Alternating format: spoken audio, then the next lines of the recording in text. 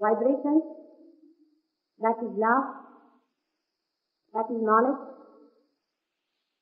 that is joy.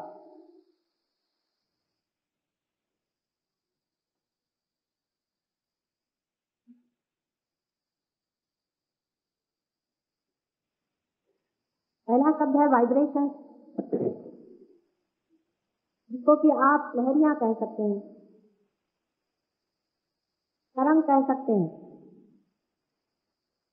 जब कोई तार छुट्टी है, उसमें से जो संगीत के तरंग उठते हैं, उसे आप वाइब्रेशन कह सकते हैं। भाषाओं का बड़ा स्ट्रक्चर है। बहरहाल भाषा में उसे आप कुछ भी कहें, लेकिन साक्षात में उसे आप देख सकते हैं। अभी हाल ही में मैं जब लंदन में थी, तो वहां पर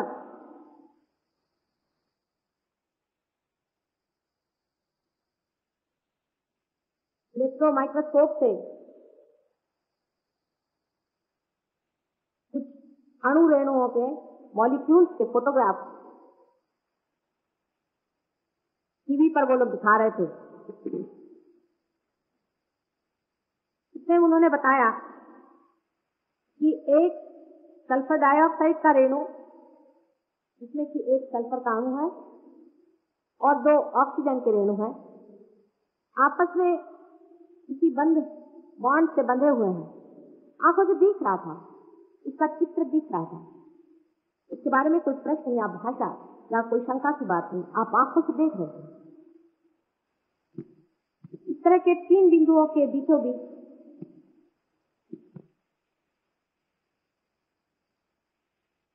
एक शक्ति दौड़ रही थी, मानो जैसे दोनों हाथ से झक झक कोई चीज जा रही हो, जैसे कि सल्फर के 2 हाथ हों और वो अपने हाथ से कुछ ऑक्सीजन की ओर डाल रहे हैं और ऑक्सीजन से कुछ चीज सल्फर की ओर आ रही है। आप अपनी आंख से देख सकते, लग रहा था हिल रहे हैं। और उसके बारे में उन्होंने ये बताया कि 3 तरह के वाइब्रेशंस होते हैं, 3 तरह के तरंग होते हैं, जो किसी भी मैटर में, किसी में जड़ पदार्थ में भी दिखाई देते हैं।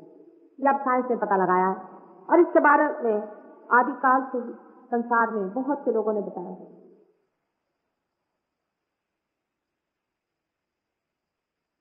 ये जो वाइब्रेशंस चल रहे हैं, जो कि एक जड़ वस्तु में आपके दृष्टि के सामने साफ साफ नजर आते हैं, इसके बारे में क्या आप कोई शंका नहीं कर सकते। जो विदित है, जो दिखाई दे रहा है, ये वाइब्रेशंस क्या है? एक सल्फर डाइऑक्साइड के रेणु में जो अनंत अणु है,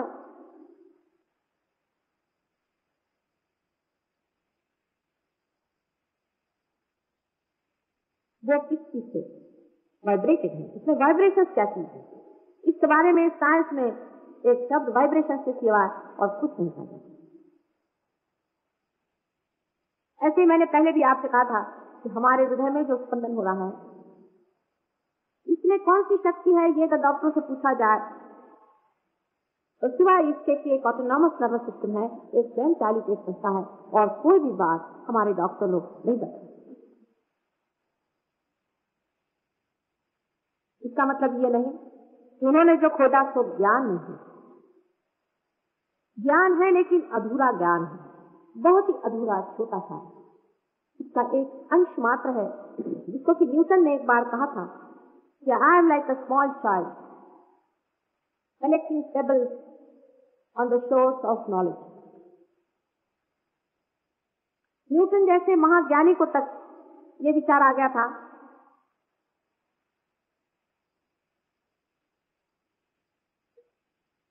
कि मैं अभी बहुत अज्ञानी हूं। इसी जगह ज्ञान की शुरुआत हो जाती है जब मनुष्य सोचने लगता है कि सूरदास की सभी अविद्या दूर करो नंदलाल। ये जो वाइब्रेशंस आपको उसमें दिखाई दे रहे हैं, उसके बारे में आप कुछ भी नहीं कह पा रहे हैं।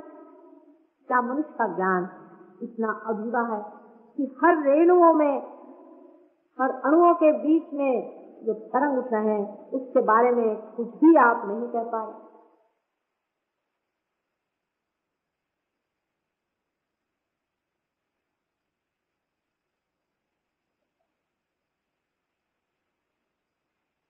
इसका मतलब ज्ञान तो हुआ ही नहीं। वाइब्रेशन जो कि ज्ञान स्वयं है, वो ज्ञान, संपूर्ण ज्ञान हर अणु रेणु के अंदर में स्थित है। जैसे मेरी संपूर्ण भाषा और ज्ञान जो मेरे मुख से जा रहा है, इन दोनों में स्थित है, लेकिन ये दोनों ही इससे अनभिज्ञ है कि कौन सा ज्ञान इसमें से गुजर रहा है। हमारे भी अंदर वही ज्ञान तरंगित है, लेकिन हम भी उसी ऑक्सीजन और सल्फर के रेणुओं जैसे अनभिज्ञ है कि हमारे अंदर कौन सा ज्ञान लावित और किस चीज को फिर आप सत्य मानकर बैठे हैं। और जब कभी कोई भी आदमी उस सत्य की जरा सी भी पहचान कराने आता है, क्योंकि हम असत्य में खड़े हैं, इसीलिए हम द्वेष में भी खड़े हैं। उस सत्य की झलक मात्र भी कोई आदमी कहने आता है तो उसे हम क्रॉस पर चढ़ा देते हैं या उसको हम मर्डर कर देते हैं, उसको हम खत्म कर देते हैं कि जो वो सत्य है हमारे ऊपर किसी तरह से भी न खुले। इससे भी बचकानापन क्या और हो सकता है, जिस सत्य के कारण स्वयं आनंद आपके हृदय में खिलना चाहता है, आपके हृदय में घुसना चाहता है, आपके हृदय में बसना चाहता है, उसी मार्ग को आप अज्ञान में बंद किए हैं। या दूसरी तरह से समझना चाहे तो मैं आपको समझाऊं कि एक कानपुरे बात है जिसमें कि उसकी लकड़ी भी है और उसका नीचे का हिस्सा जिसमें की आवाज गूंजती है और ऊपर में उसके तार हैं। जब तक उंगलियां तार को नहीं छेड़ेंगी तब तक कोई भी संगीत तैयार होने वाला नहीं, उसमें से संगीत सुनाई देने वाला नहीं। लेकिन उंगलियां तार पे नहीं है, हमारा चित्त उस तार पे नहीं है जिससे आनंद की उपलब्धि होती है। हमारा चित्त उस कानपुरे पर है जो ये शरीर, मन, बुद्धि, अहंकार आदि है। उस तार पे जब तक आपकी उंगली छिड़ेगी नहीं, आपको किसी भी चीज से आनंद की उपलब्धि हो नहीं। आप संसार की कोई सी भी चीज ढूंढ डालिए,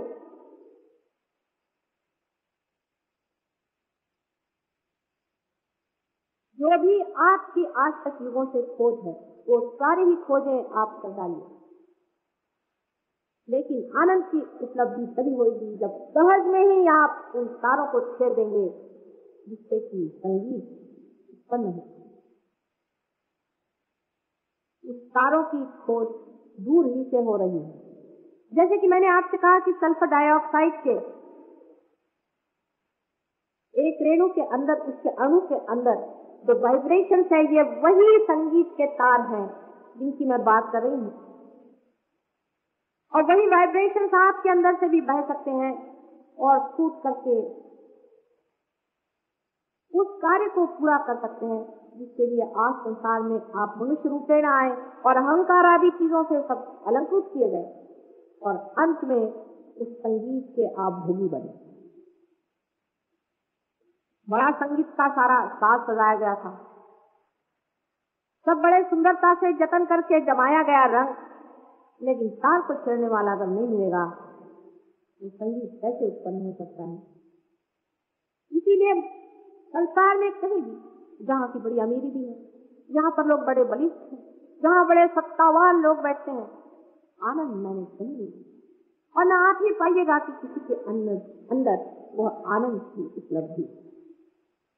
कारण उसका एक ही है कि वो तार जिससे कि आनंद की उपलब्धि होती है आपके हाथ नहीं लगा, और उसका कारण ये है क्योंकि वो किसी आकार प्रकार में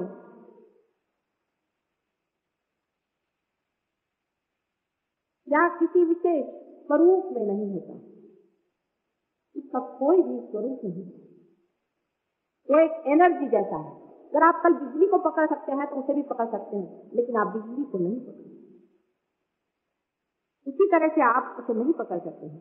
हालांकि वो आपके अंदर है, आपके हृदय में स्पंदित है। आपके जितने भी स्वयं चालित कार्य हैं, शारीरिक, मानसिक, बौद्धिक, सब वही करता है और वही आपको अपनी ओर खींच रहा है। उसे जानना हमारे लिए परम आवश्यक ही है, किंतु परम जीवन का लक्ष्य मात्र है। जब तक संसार इस चीज को सोचेगा नहीं, जब तक इस ओर पूरी तरह से दृष्टि नहीं डालेगा, तब तक संसार का कोई सभी प्रश्न पूछे नहीं।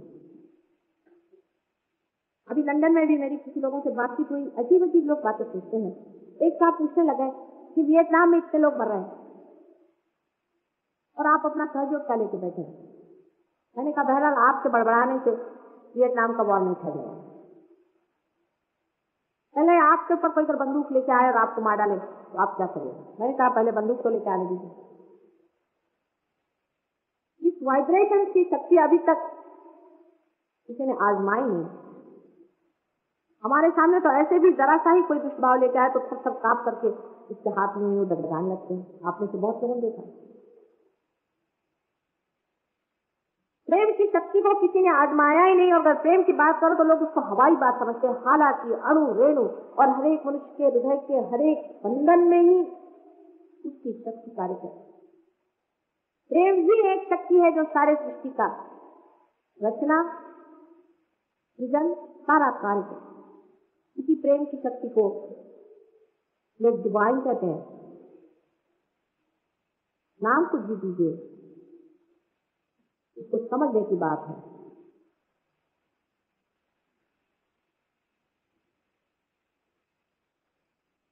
हिंदुस्तान में शंकराचार्य ने बहुत साफ साफ इस बात की गर्जना करके और घोषणा करके कहा था कि इन्हीं चैतन्य लहरियों का आना ही परमात्मा का पाना है, और उसी से मनुष्य उस परमात्मा के हाथ का साधन बन करके संसार का कार्य उस तरह से करते रहता है जैसा कोई एक साक्षी हो जिसमें।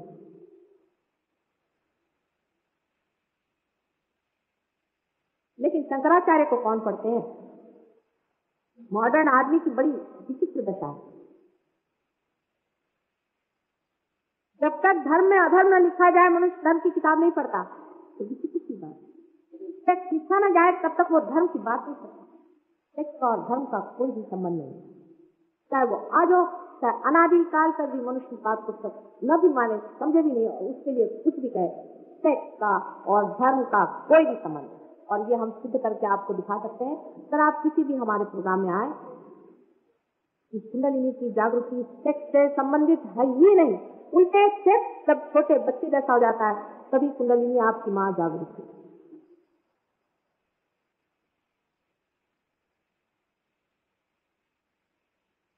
इस तरह के नवयुग में एक विचित्र सा कंफ्यूजन। उस वक्त में वाइब्रेशंस का देखा जाना कम से कम इशारा तो इस ओर करता ही है कि मनुष्य चाहे किसी भी दिन मारे, बहुत कुछ ही जान पाया, बहुत ही थोड़ा जान पाया है, बहुत ही थोड़ा। और जो नहीं जान पाया उसको सब उसने नाम दे दिए हैं बड़े बड़े, जैसे कि मैंने आपसे कहा कि वाइब्रेशन, और कहीं उसे कहता है कि स्वयं चालित संस्था, और कहीं वो कहता है कि यूनिवर्सल अनकॉन्शियस। संसार के सारे ही प्रश्न सहज योग से ही छूट सकते हैं। ये कहने पर भी लोग बहुत नाराज हो जाते हैं कि माता जी जैसी कैसी बात। लेकिन जो शक्ति सारे संसार को चलाती है, जो वाइब्रेशन हर एक अणु रेणुओं में प्लावित है, उसको अगर आप जान लें, वो आपके हाथ में से बहने लग जाए, उससे अगर आप मास्टरी कर लें, तो आपके लिए क्या असंभव कोई बात है। मनुष्य शक्ति का पुजारी है। वो चाहता है कि हाँ, अगर मेरे अंदर शक्ति आ रही तो मैं सहयोग करूंगा। इसका कुछ बदला चाहिए। असल में आपके अंदर तो शक्ति है ही, लेकिन वो कुंठित है। उसको स्वतंत्रता दे देना, उसको लिबरेट करना, यही कार्य सहयोग करता है। यही लिबरेशन है, यही मुक्ति है, जिसके बारे में कुछ हजारों किताबें मनुष्य ने लिखी। इसमें बहुत अज्ञानी किताबें हैं, बहुत सारी अज्ञानियों की किताबें हैं, ज्ञान की किताबें तो वो है जो कि रोजमर्रा हर एक जगह हमें जरूर देखने को मिले और उसका प्रूफ मिले।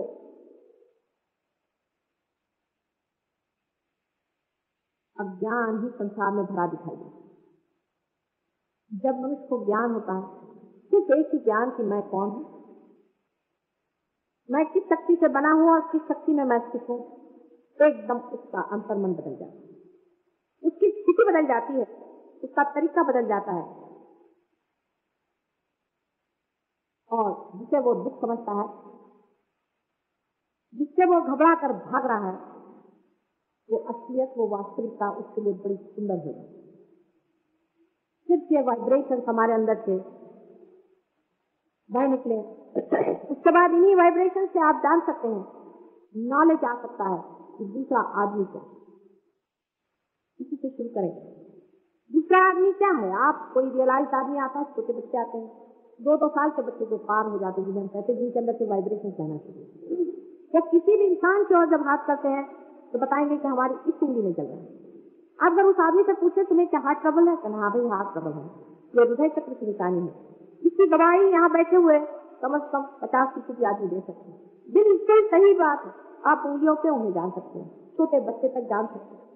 कोई अगर आदमी आ जाए आप फौरन बता सकते हैं कि ये आदमी किस दशा, इससे कौन से चक्र पकड़े हुए हैं, कौन से सेंटेंस पकड़े हैं जो हमारे अंदर है, जिन्हें हम दिखा सकते हैं आपको। अगर आप हमारे ध्यान में कभी आए टाइम अगर आपको मिल जाए तो आप लोग बड़े बिजी लोग हैं,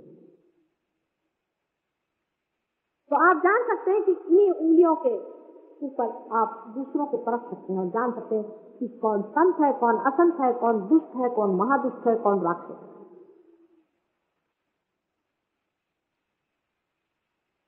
यही नॉलेज। कोई साहब आए, बड़े अच्छे कपड़े पहन करके आ गए, साधु महात्मा बन के आ गए, आपसे मीठी मीठी बातें करी, भाई मैं तो तुमसे प्रेम करता हूँ, बाद में आपने पता देखा आप किसी अच्छी कर गई। ये समझ में आया नहीं। बच्चे तो बड़े अच्छे लग रहे थे, बड़े साधु लग रहे थे, मुंह से बड़े भोले भाले लग रहे थे, लेकिन हमारी तो गठरी साध गई।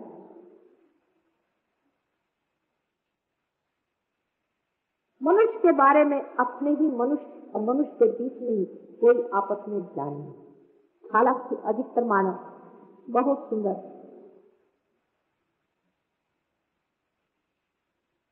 अत्यंत गौरवशाली, जैसे कि बाग में कलियां हो और अभी खिली नहीं हो और कोई समझता ही नहीं इस बाग में कितनी बहार है। जब ये वाइब्रेशन आपके अंदर से छूट पड़ते हैं और जब आप दूसरों पे हाथ रख के देखते हैं तो मजा आता है, आपको मजा आता है। आप देखते हैं कितना लोग बताते हैं तो बड़ा ऐसा आदमी है, किसी बात ही नहीं करता, अजीब आदमी। नहीं, इसके अंदर देखो कितना सुंदर है। आपस में वो सुगंध, वो संगीत देखने योग्य होता है, मजा आता है इंसान को। हालांकि हम इंसान से भागते रहते हैं सुबह से शाम तक, इंसान से भागते रहता है सुबह से शाम तक। क्या अजीब हाल है। जो आदमी जानकार है उसको तो कभी कभी ऐसा भी लग सकता है कि अजीब पागल खाने में आए। सब एक अज्ञान ही के कारण मनुष्य इतना अनजान है उस आनंद से जिसे परमात्मा ने बनाया। एक सहयोग ऐसी चीज है, ऐसा एक तरीका है जो परमात्मा का अपना तरीका, जिसके कारण आपके हाथ में से जो वाइब्रेशन बहने लग जाते हैं, पांव में से बहने लग जाते हैं, सारे शरीर में से बहने लग जाते हैं, जैसे कि कोई सूर्य का प्रकाश और दूसरों के अंदर जाके उसके भी प्रेम को जगा करके उसमें भी वो गति दे सकते हैं कि उसके भी अंदर से वो बहने लग जाए और एक तरह की चेन रिएक्शन से बना।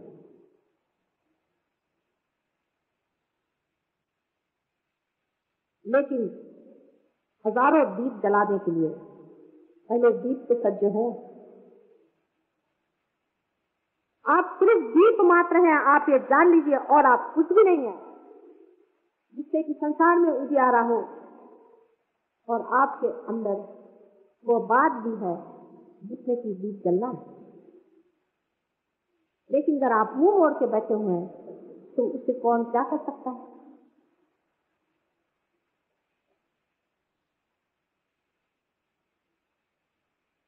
हमारा कितना विद्वेष, इस देश की तो विशेषता है, इस देश की तो विशेषता ही विद्वेष। किसी का कुछ अच्छा नहीं लगता, बहुत ही अजीब सी बात लगती है। किसी के घर में अगर फूल खिले हैं तो हमें अच्छा नहीं लगता, पर किसी के घर में अगर कोई लाके गोबर डाल दे तो अच्छा लगता है। कैसा मनुष्य विचित्र है, आपको बताइए।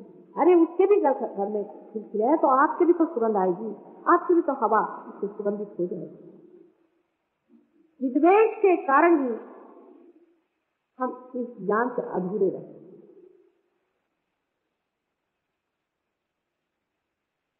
हमारे अंदर के जो तरंग है वो हमें प्यार सिखाने के लिए आए हैं, प्यार देने के लिए आए हैं, और हमारा जो प्यार है उसे संसार में फैलाने के लिए आए हैं। प्यार का ही साम्राज्य लाने के लिए संसार में ये हृदय हम लोगों के धड़क रहे हैं। नहीं तो परमात्मा को कोई धंधा नहीं था इस तरह के अज्ञानी लोगों को पैदा करके। क्या उनकी अक्ल नहीं थी? जो इस तरह के महामूर्खों को पैदा कर दिया जो अपने ही थे।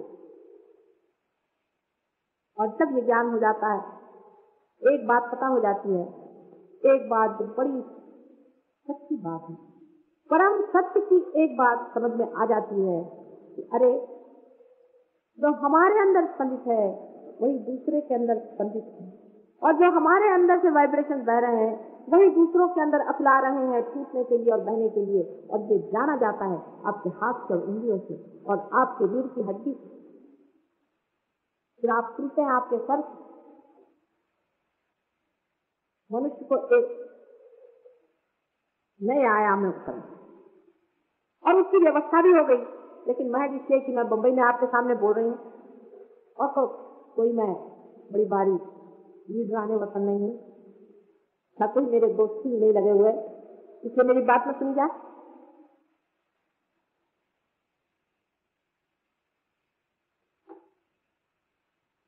सारे ही संसार का प्रश्न फटाक से एक क्षण में ही पार हो सकता है अगर सारा संसार सहयोग को मान्य करें। ये बहुत बड़ी कठिन बात नजर आती अभी फिलहाल। लेकिन कम से कम आप लोग भी यहाँ थोड़े आए हैं, जो भी लोग हैं आप ही लोग पार हो ले और कुछ करना नहीं। जैसा कि आपकी किताब पैदा हुआ कुंडलिनी योग के बारे में मैं कल बताने वाली हूँ। कुंडलिनी क्या है? वो भी अज्ञान ही है जब तक उसको अंदर न देखो, न जानो, न समझो, वो भी अज्ञान है।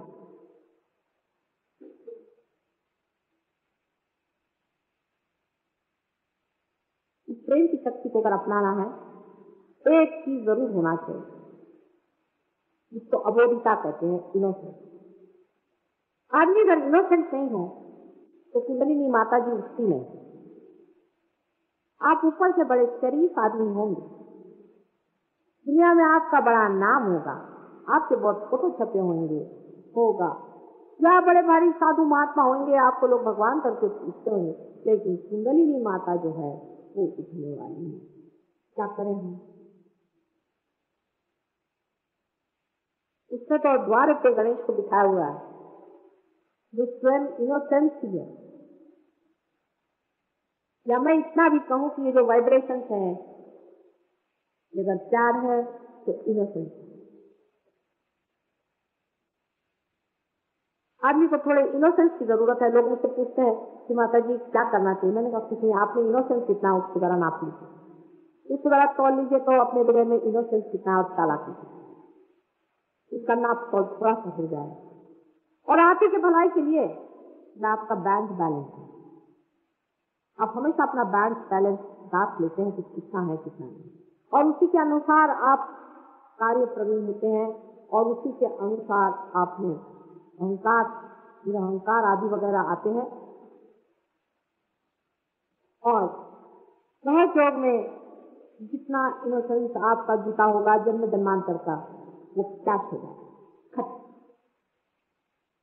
ऐसे ऐसे लोग जो देश के साथ खट के पार हो जाते हैं, और 4-4 साल से भी लोग रगड़ रहे हैं। इसमें कोई ऐसी बात नहीं है कि आपको बुरा आदमी है या कोई बात। बुरा तो कोई भी मैंने देखा नहीं था। जो यहाँ आते हैं कोई बुरे आदमी थोड़े ना हो, लेकिन एक बात है कि आप थोड़ी चालाकी खेल रहे हैं। चालाकी से परमात्मा नहीं जाना जाता। चालाकी मनुष्य की क्वालिटी है। अपने इनोसेंस को नाप लें। अब उसका कोई नाप नहीं, उसका कोई मापदंड नहीं, आप ही अपना जान सकते हैं, कोई तो और दान नहीं। इसीलिए छोटे बच्चे खट से पार हो जाते हैं और पार होने के बाद में खुद ही खड़े होकर कहते हैं हम आ रहा है और इनका ठंडा आ रहा है, इनका गर्म आ रहा है। हमारे यहाँ हमारी नासिन है, 2 साल की है, वो कोई भी ऐसा वैसा आते तो घंटी बजाने लग जाती, फौरन जाके उसने घंटी लेकर रखी है, याद आई है,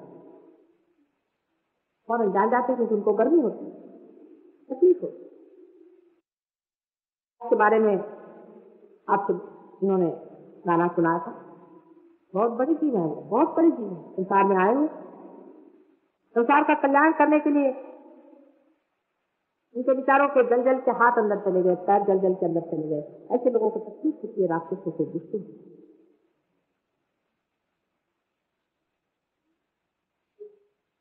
ये इनोसेंट लोग हैं। गाइड जैसे आदमी को सिपाही कर दिया, मोहम्मद साहब जैसे आदमी को मर्डर कर दिया, इसको नहीं सताया हिंदुस्तान में। आप उनके साथ हैं या आप इनोसेंस के साथ हैं? आप अपने बच्चों के लिए कम से कम सोचिए कि उनके लिए आप क्या देना चाहते हैं। कौन सी दुनिया उनके लिए आप बना करके जा रहे हैं? उनके लिए कौन सा विधान आपने सोचा हुआ है? क्या तो इतिहास में यही जाएगा कि आप ही के समय में सहज योग आया था और आप लोगों ने इसे अपनाया नहीं, जबकि आपको कुछ भी देना नहीं, आप दे ही नहीं सकते हमें तो। आप लोग रिसीविंग एंड पर बैठे हैं, अब हमें क्या दीजिए?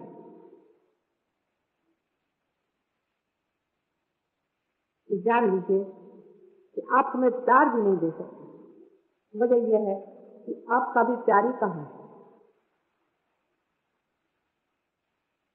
पहले प्यार को जगा लीजिए अपने अंदर, तब आप और हम में अंतर ही क्या रहेगा जो लेना देना बना रहेगा।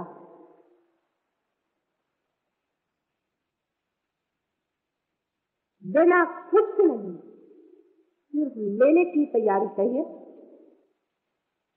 जैसे गंगा कितनी भी जोर से बह रही हो, आपके दरवाजे से ही क्यों न बह रही हो, और आप अगर उसमें पत्थर डाल दें तो पत्थर क्या उसमें से पानी लेगा?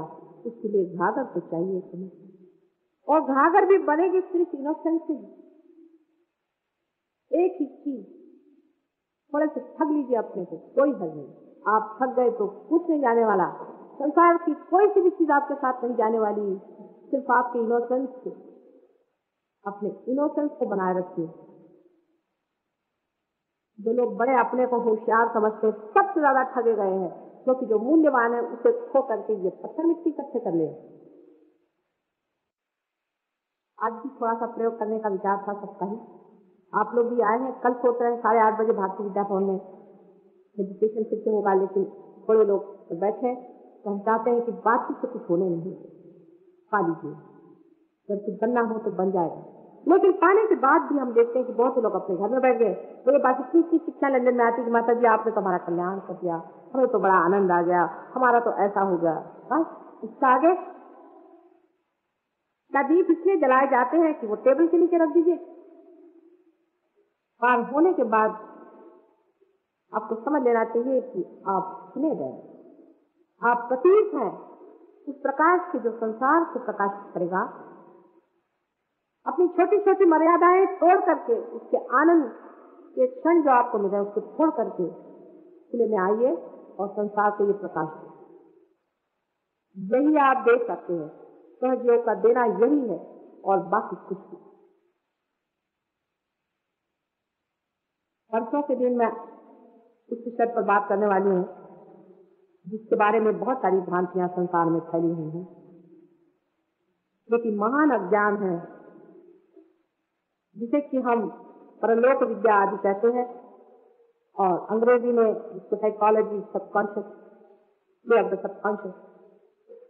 इसका लोग किस तरह से उपयोग करते हैं और किस तरह से लोगों को भरमाते हैं और इसकी कौन सी पहचानें हैं, इसके बारे में मैं आपको बताऊंगी।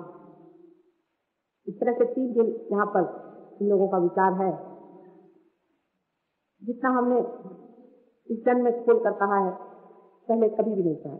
इससे लोग इतने समझदार ही नहीं थे किसी से कहा जाए। पूरी गोप से गोपनीय बात भी हम खोल कर कह रहे हैं, इसलिए कि मनुष्य बाद में ये ना कहे कि हमें पता नहीं था, नहीं तो हम रुक जाते। लेकिन पूरी बात को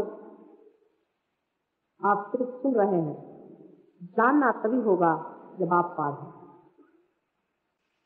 कुछ प्रश्न हो तो पूछ लीजिए, क्योंकि प्रश्न बहुत होते हैं अजीब अजीब से, और वो ध्यान के वक्त सामने आते हैं।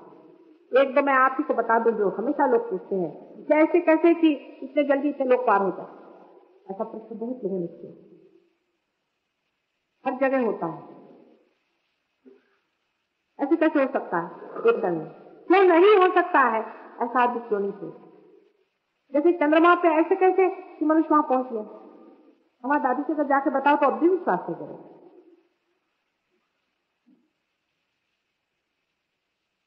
कोई चंद्रमा पे अगर पहुंच सकता है तो चैतन्य पे भी तो कोई पहुंच ही सकता है। कोई डिस्कवरी तो हो ही सकती है संसार में। अगर कोई चीज का पता चला है तो इसको कम से कम आजमा तो लेना चाहिए। आजमाने से पहले ही आप सवाल पूछने लगे कि साहब ये कैसे हो सकता है।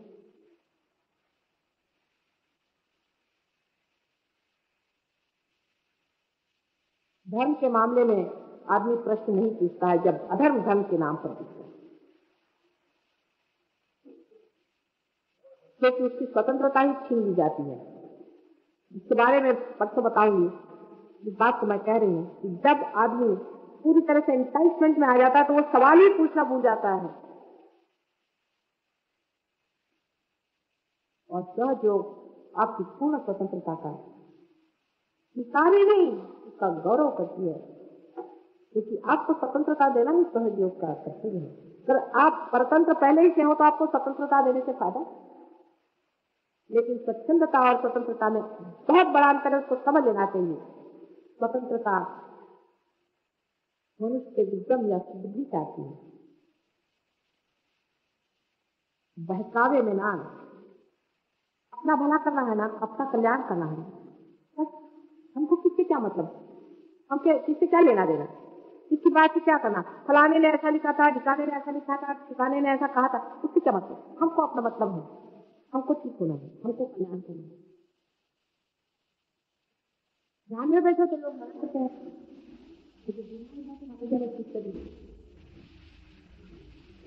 लेकिन जड़ से ही मैं कहती हूँ सारी बीमारी जिसका जाए उससे क्यों नहीं लेते आए। जड़ से ही सारा ज्ञान जिससे मिल जाए उससे क्यों नहीं अपनाते आए। जड़ से ही जो अंधकार है वो समूह खत्म हो जाए उससे क्यों नहीं जलाते आए।